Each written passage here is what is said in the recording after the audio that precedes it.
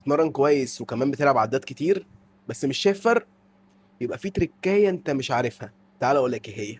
الناس فاهمه ان انت كل ما تتمرن عدات كتير او تزود في عداتك ده كده هيزود الماسل بتاعتك، بس الصراحه الكلام ده كله ملوش اي اساس علمي. الكلام ده هبد. طب ايه الصح؟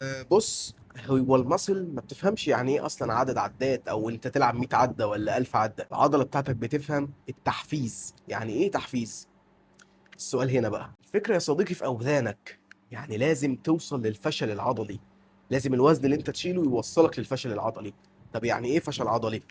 فشل العضلي ان انت تشيل وزن تجيب بيه 3 مجاميع وكل مجموعة تلعب بيها 8 عدات، في كل نهاية المجموعة ان انت توصل للفشل العضلي تكون مش قادر وتزق الوزن لفوق. هنا جسمك بيدي إشارة وعضلاتك بتدي إشارة ان انا لازم اكبر عشان اعرف اشيل الوزن التقيل اللي انا مش عارفة ازقه لفوق ده.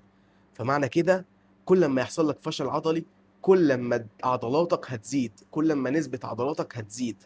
فخليك ذكي وما تزودش عدات على الفاضي، خليك ذكي وشيل أوزان تجيب بيهم الفشل العضلي بتاعك عشان خاطر تعرف تعمل عضلات أكبر. سلام.